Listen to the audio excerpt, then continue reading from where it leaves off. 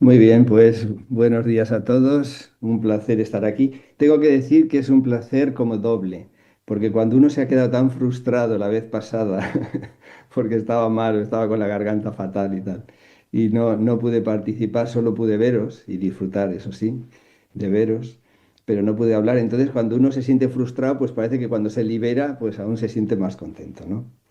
Bueno, tengo que decir también que estoy alucinado, ¿eh? Estoy alucinado porque en lo que lleváis hablado, tanto tú, Esther, como Juanfra, pues casi me habéis dado la reflexión que yo iba a dar, pero bueno, es curioso, ¿eh? Porque os estaba escuchando y digo, fíjate qué bueno. Bueno, qué bueno, en fin, relativamente, pero sí, sí, porque nos hemos introducido y creo que vamos en la misma línea totalmente, ¿no? Por ejemplo, Juanfra hablaba del verbo, ha utilizado varios verbos, ¿no? Como algo muy bonito, y ha utilizado el verbo crecer. Y yo creo que el verbo crecer es uno de esos verbos tan hermosos, ¿no? Como amar, como aprender, que también se ha mencionado, servir, ayudar, ¿no? Son verbos fantásticos. Bueno, pues la reflexión que quiero compartir es precisamente sobre el crecimiento, ¿no? Que antes también, Esther, hablábamos un poquito de eso. Y es que, bueno, el verbo crecer, el crecimiento es algo maravilloso. Los seres humanos hemos sido creados para crecer y de hecho lo haremos por la eternidad, como también se ha dicho. Y es curioso porque cualquier animal en la naturaleza, pues crece, porque crece fisiológicamente, anatómicamente, ¿no? Pero no es consciente de su crecimiento. Sin embargo, el ser humano no solo tiene que crecer, está convocado a crecer, sino que tiene que percibirse creciendo. Si nosotros no nos sentimos creciendo en alguna área significativa de nuestra vida, pues realmente nuestro psiquismo sufre. Debemos sentir que crecemos a nivel individual, quizás en el aspecto laboral, familiar, relacional, espiritualmente, cognitivamente, intelectualmente. Necesitamos esa autopercepción de crecimiento para mantener nuestro psiquismo saludable. Una persona que se siente estancada, que siempre está haciendo lo mismo, que no lee, que no se alimenta, pues difícilmente va a poder tener el equilibrio psicológico al cual está llamado. Bueno, pues dentro de ese marco, el título de la reflexión de esta mañana es la fórmula del cambio, porque para crecer hay que cambiar.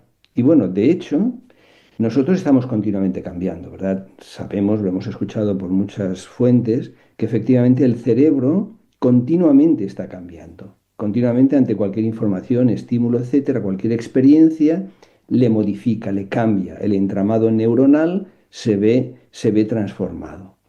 Eso ocurre automáticamente.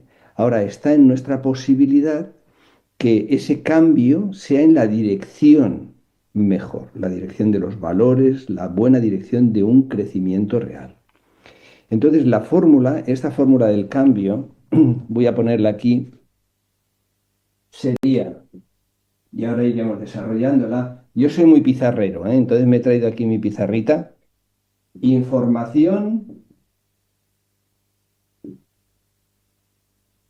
reflexión, decisión, acción, repetición. Repetición. Y esto es lo que va a producir el cambio. Bien, esta sería la fórmula. Es una especie de camino que no nos podemos saltar. O sea, no hay atajos. Si nosotros queremos crecer, si queremos cambiar, si queremos cambiar en la dirección adecuada, bueno, nosotros necesitamos este proceso. Una información, una reflexión, una decisión, acción y repetición. Bueno, si nosotros volvemos al concepto de crecimiento, si nosotros nos planteáramos que queremos ayudar a crecer a un niño, evidentemente ninguno de nosotros procedería a cogerle de la cabeza y estirar para arriba, ¿no? Eso sería un absoluto absurdo, ¿no? En fin, es una idea peregrina, ¿no? Nadie haría eso. ¿Qué es lo que hacemos? Alimentamos. ¿Cómo alimentamos? Bueno, podemos alimentar esencialmente de dos maneras. Podemos utilizar alimentos procesados, alimentos pasteles, alimentos donuts, alimentos cosas de este tipo, o comida basura que se dice a veces, hamburguesas con triple de queso y ketchup chorreando, por ejemplo, o podemos alimentar con alimentos que se adaptan a nuestra fisiología, a nuestra anatomía y que por lo tanto nos van a dar un resultado de salud, ¿verdad? Eso en el terreno físico. Ahora, en el terreno psicológico, en el terreno espiritual, podemos hacer un poco ese paralelismo. Hoy en día hay comida basura, evidentemente, para la mente. La mente no se alimenta a través de la boca, como es lógico, como es evidente, se alimenta a través de los sentidos. Dios ha puesto dentro de este cofre, que es el cráneo, el cerebro, que es lo más complejo dentro de la naturaleza, donde Él ha vertido su imagen y semejanza. Y entonces se alimenta a través de los sentidos fundamentalmente. Y entonces hay comida basura, hay cosas que realmente son vanas, absurdas, que no sirven, y hay cosas incluso pecaminosas, ¿no? Por ejemplo, la pornografía y muchas cosas que realmente dañan tremendamente el cerebro. Ahora, el peligro más grande que existe hoy en día de cara al crecimiento, y hablamos a nivel de la información, es algo a lo que tú, Esther, has hecho referencia de alguna forma ahora, con este sedentarismo colectivo, que es un concepto que así tal como lo has dicho no lo había oído, pero me parece interesantísimo, ¿no? Y entonces aquí he querido hacer un dibujo para que podamos comprender a nivel neuropsicológico, neurofisiológico también, qué es lo que está pasando en la actualidad. En la actualidad ocurre lo siguiente, en un porcentaje muy alto. Ya no hablamos de comida basura para la mente. Hablo ahora de cosas que pueden ser interesantes, que pueden ser útiles, que pueden ser, bueno, aprovechables. Yo tengo aquí esta imagen, que me imagino que se verá bien, ¿sí? Y entonces yo pongo aquí, por ejemplo, vamos a poner como ejemplo una tablet, ¿no? Con todas las cosas positivas que tienen las tablets, los teléfonos y todo. Las pantallas tienen muchas posibilidades positivas y las necesitamos. Pero ¿qué ocurre hoy? Que estamos recibiendo una cantidad de información impresionante, sobre todo por estos medios tecnológicos. ¿Y qué ocurre cuando yo recibo a través de la vista? Bueno, tengo que decir que está comprobado que el 80% de la información que recibimos a través de nuestros sentidos, el 80% es a través de la vista. Entonces, por eso vamos a coger el ejemplo de la vista. Nosotros tomamos una información, vamos a ver qué rotulador cojo es, el rojo. Llega la información a la vista, de la vista va a ir al hipotálamo, que es el órgano, es como un distribuidor, y en el caso de la vista la información será llevada a a la zona occipital, a lo que se llama el área visual primaria. Bueno, ahí son procesos muy complejos en los que no nos detenemos, pero lo que nos interesa tener en cuenta en esta mañana es que de aquí, de la información que llega aquí, ahora tiene que haber un proceso y es el siguiente. Imaginémonos que yo me enfrento a un problema matemático. Un problema matemático no genera en mí una emoción. Bueno, si es una dificultad, si fuera un examen, por ejemplo, sí. Pero en general, ¿no? Yo digo 7 más 3 más 4 más 9. Eso no me genera emoción. En ese caso, la información se dirige al córtex prefrontal directamente. Y entonces en el córtex prefrontal, que es donde está la atención, la concentración, el juicio, el análisis, la organización, la planificación, la percepción de los errores, la comprensión de las consecuencias, etcétera. Entonces yo ahí intento encontrar la solución. Ahora, si es una cosa que genera emoción, en ese caso la información pasará primero por el sistema límbico, la amígdala fundamentalmente, y especialmente si hay una situación de miedo por peligro, y entonces esa información luego debiera ir, en el mejor de los casos, debiera ir al córtex prefrontal y entonces ante una situación de miedo evaluar cómo puedo salir ileso o en las mejores condiciones de esa situación. ¿Qué es lo que ocurre hoy? ¿Qué es lo que sucede hoy? Sucede que el TikTok, el Instagram, etcétera, etcétera, continuamente nos están dando mucha información. Y no solo por esos medios, sino por la televisión, por todas partes, muchas informaciones. Y ocurre algo que es tremendo. No sé, la palabra tremendo se me queda corta, porque hay muchos estímulos, muchos, que siguen este recorrido, pero no pasan al córtex prefrontal, que es donde se produce la reflexión. Es como si hubiera aquí un tubo de desagüe.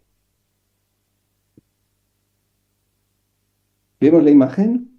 Como si hubiera un tubo de desagüe, de tal manera que hay muchísimos estímulos que siguen el recorrido vista, tálamo, zona occipital y luego amígdala, porque es donde más se estimula el tema de la dopamina, etcétera, a través de otros órganos, pero no llegan a la reflexión. Paso estímulo, me parece bien, me gusta, es interesante, me genera tal, pero luego se desagua.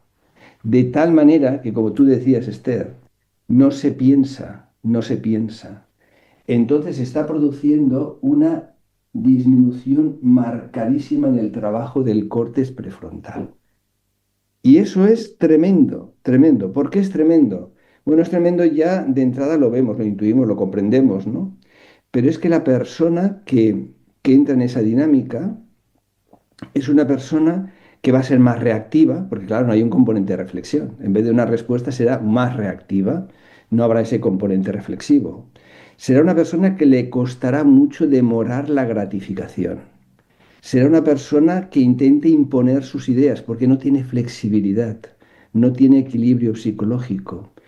Será una persona que le costará relacionarse de una forma constructiva. Será una persona que cada vez alimentará más su pensamiento concreto, esto y esto, esto y esto, tres manzanas, cuatro peras, pero no reflexionaremos, o sea, el pensamiento abstracto va disminuyendo. Bueno, el tiempo no da para que podamos desarrollar esto, pero esto tiene unas consecuencias tremendas, tremendas. Bueno, si nosotros volvemos, doy la vuelta a la pizarra, y nosotros volvemos aquí, a este proceso, claro, estamos hablando a nivel de información. Nosotros, qué información puede revertir todo esto? O sea, porque hay otras informaciones que son positivas, libros, revistas, programas buenos, interesantes, etcétera, ¿no? Que van a producir un efecto, un cambio en la dirección adecuada. Pero si de una forma sintética, si nosotros saltándonos algunas etapas llegamos a lo que sería la información top, a mí me gusta mucho decir que la información top es Jesús. La información top, la mejor información es la palabra de Dios, pero la palabra de Dios en tanto que tiene un principio activo, que es Jesús. Jesús es la información de los mejores valores, de los mejores sentimientos, de los mejores pensamientos, de las mejores actitudes. Y cuando yo recibo esa información, la información bíblica, también de buenos libros, buenas fuentes, pero especialmente ahora en el tiempo del que, en fin, que podemos desarrollar la parte espiritual, que es la que tiene más capacidad reguladora para nuestra vida psíquica. Cuando Jesús forma parte central y fundamental de esa información, y es una información que nos lleva muchísimo a la reflexión. La figura de Jesús estimula como ninguna otra figura o ninguna otra información la reflexión, el córtex prefrontal, que nos da madurez, que nos da equilibrio emocional. Y eso llevará a que tomemos decisiones que puestas en acción y en repetición recablean, mejoran, orientan nuestro cerebro al punto que esa información está consiguiendo enriquecer nuestro hombre interior. La Biblia habla del hombre interior. Nosotros estamos en un mundo donde todo es apariencia, todos son decorados. Hoy en día se habla del mundo VICA, la sociedad VICA, volátil, incierta, compleja y ambigua. Y cada una de estas palabras podría dar para desarrollar, ¿verdad? Que podríamos hablar sobre esto. O sea, incierto, volátil, complejo, complicado. O sea, ambiguo, ambiguo el amor, ambiguo la democracia, ambiguo O sea, ambiguo todos, conceptos fundamentales, familia, sexo, o sea, la ambigüedad. Bueno, en medio de ese mundo VICA, una información desde la palabra de Dios, una información basada en la figura de Jesús, va a producir unos procesos de reflexión, decisión, acción, y a través de las repeticiones que entonces se consigue el cambio.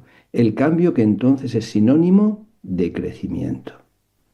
Y bueno, pues ese es mi deseo en esta pequeña reflexión, que realmente podamos ni comer comida basura mental, ni tampoco comer alimentos que más o menos podrían estar bien, pero de una forma scroll, que no hacen trabajar nuestro córtex prefrontal, sino que vayamos al auténtico alimento que llena nuestra mente, llena nuestro espíritu, llena nuestra vida, le da sentido y nos da pues ese proceso de crecimiento que deseamos para cada uno de nosotros.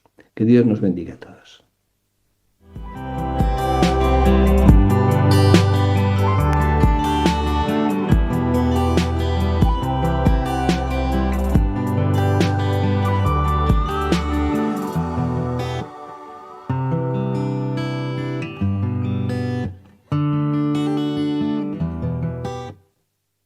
Me encanta que podamos reflexionar sobre este tema tan que quizá no le prestamos la suficiente atención porque no está ajeno a nuestras inquietudes como cristianos.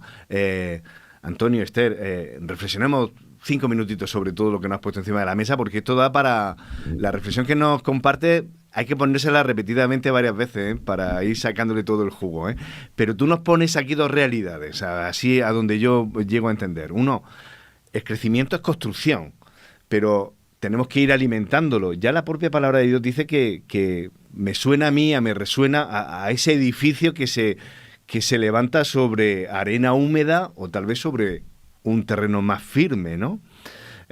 Hablemos un poquito de esto, porque en una era en la que estamos tan intoxicados de información permanentemente que no nos da tiempo, nos estás invitando un poco a parar y a tomar conciencia de qué es lo que estamos trayendo dentro de nosotros, ¿no? No sé si va por ahí el tema, Antonio, o quieres Sí, remarcar alguna idea especial.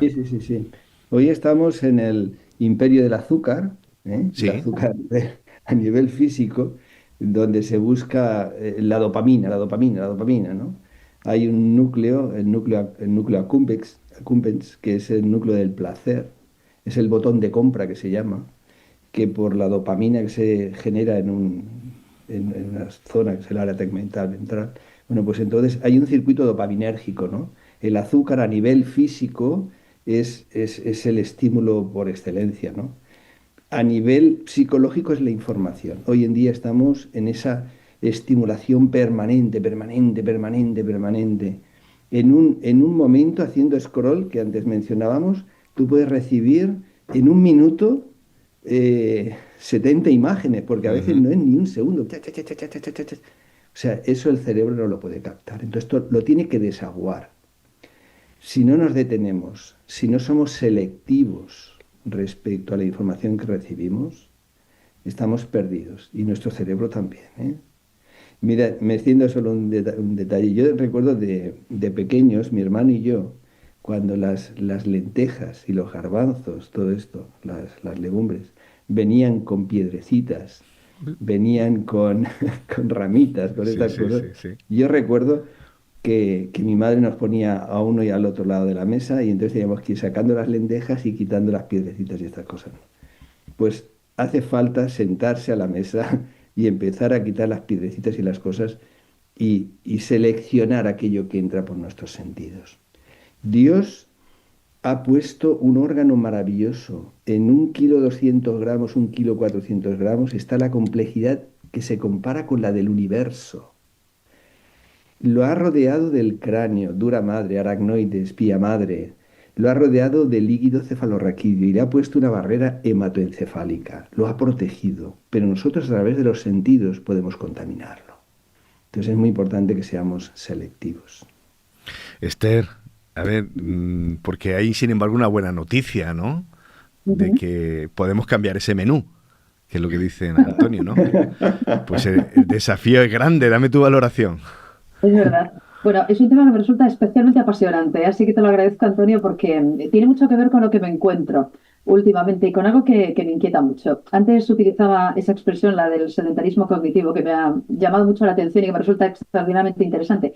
Pero recuerdo haber hablado hace unos meses también con la audiencia de la expresión que Oxford University escogía como la expresión del año, la palabra del año. Resulta que hicieron una encuesta y llegaron a la desafortunada conclusión de que la palabra del año era, estamos hablando de Oxford, brain rot. Textualmente, el cerebro que se pudre o la podredumbre cerebral. Bueno, ¿por qué? Pues porque llegaron a la conclusión de que efectivamente el scroll, la abundancia de información sin reflexión y todo lo que estamos recibiendo sin poder digerirlo, realmente nos está pudriendo el cerebro. Eso decían los chicos y chicas que respondían a Oxford University Press sobre cuál era esa expresión del año. Y la utilizan ellos al parecer en Internet. Y dicen, reconocen que el tipo de vida que llevan les está atrofiando, les está pudriendo el cerebro. Por eso me resulta muy interesante que empieces la reflexión diciéndonos que, y me parece, no había sido consciente de esto, que el ser humano es consciente del crecimiento. Es una idea muy interesante. Es decir, que yo tenga la propiocepción también, ¿no? Que tenga el conocimiento, la sensación de que estoy creciendo. Claro, porque si no, me frustro, ¿no? Nos dices tú. Pero para mi sorpresa, resulta que el ser humano de la actualidad es consciente de que no está creciendo, pero tampoco se frustra, le da absolutamente igual. Yo se lo digo muchas veces a la gente que nos llama al programa, ¿no? Porque estás notando, claro, yo hablo desde la experiencia de la comunicación diaria con un montón de gente, ¿no? Y estás hablando continuamente. Y te das cuenta de que no nos prestamos atención, no escuchamos lo que la otra persona dice, aunque lo escuchemos no lo estamos procesando, contestamos algo completamente distinto, realmente nos da igual. Y luego te encuentras con un montón de gente, especialmente a partir de cierta edad, y eso es tremendo, que te dice, no, no, yo a esta edad ya no tengo por qué aprender más. ¿Para qué voy a aprender un idioma? ¿Para qué voy a leer? ¿Para qué voy a, si yo ya soy suficiente mayor como para? Y yo suelo decirles, claro, entonces a partir de qué edad más o menos uno está caducado y ya no aprende más, ya no crece más, ya no sube más, ¿no? Con lo cual, efectivamente, estamos en una sociedad que probablemente es bastante más consciente, porque se habla de esto continuamente, de un montón de cosas que pasan en el cerebro, pero desafortunadamente da igual, o da la sensación de que, bueno, pues tampoco pasa nada, tampoco ocurre nada, ¿no? Y sería terrible pensar que estás en pleno proceso de crecimiento, te has quedado parado o estancado, pero en realidad tampoco te importa crecer, ¿no? Y por eso me venía a la mente el texto de Efesios 4:13. Es una invitación también muy interesante, ¿no? A esto. Y la leo en la versión de la palabra, la tengo por aquí. Bueno, dice un poquito antes, capacita así a los creyentes para que desempeñen su ministerio y construyan el cuerpo de Cristo. Y dice, bueno, está relacionado también con la escuela sabática, hasta que todos alcancemos la unidad propia de la fe y del conocimiento del Hijo de Dios, hasta que seamos personas cabales, hasta que alcancemos en madurez y plenitud la talla de Cristo. Si estamos en camino, tenemos que ser, claro, tenemos que ir en línea ascendente. Y si yo me quedo donde estoy, no hago absolutamente nada y al final acabo con el cerebro podrido y se me atrofia y no hago nada, efectivamente, ¿cuál es mi camino y cuál es mi objetivo? Así que muchas gracias porque creo que es francamente pertinente que hablemos de esto en épocas de brain rot y en épocas en las que la gente está reconociendo que se está atrofiando, lo cual es absurdo. Lo reconozco, pero tampoco hago nada para cambiar en muchos casos, ¿no? Hoy estamos en el reino de la emoción y la sensación. Sí. Es lo que impera, es lo que marca el camino, la dirección de las personas. Y eso es tremendo, sí. Sin reflexión, que ese es el problema. Y luego ya, claro, lo demás ya no pasa. Esto es. Así es. Bueno, hay que recordar, para todo eso que dices, Esther, con qué edad iba liderando Moisés a más de 1 millón de personas. Tiene ya el hombre más de 80 años, por aquello de que esto es solo cuando oímos esto es para los jóvenes, ¿no? O yo ya no tengo más que hacer en esta vida, pues la verdad que nos estamos poniendo palos en nuestras propias ruedas innecesariamente. Tenemos toda una batalla hasta el último aliento, ¿no? Y por superarnos. Pero me parece muy interesante lo que decía Antonio de esa sociedad un poco vica que le ponemos muchos nombres para, yo creo que para definir el caos que tenemos fuera, ¿no? Lo caótico que nos arrastra, lo tumultuoso, imagino, ¿no? Que podríamos ponerle diferentes nombres y la esperanza un poco de este tipo de reflexiones en las cuales dicen, no, vamos a ver, frente al caos que tenemos o que la sociedad nos invita a seguir tan rápidamente que casi no podemos seguir su ritmo, tranquilidad, ¿eh?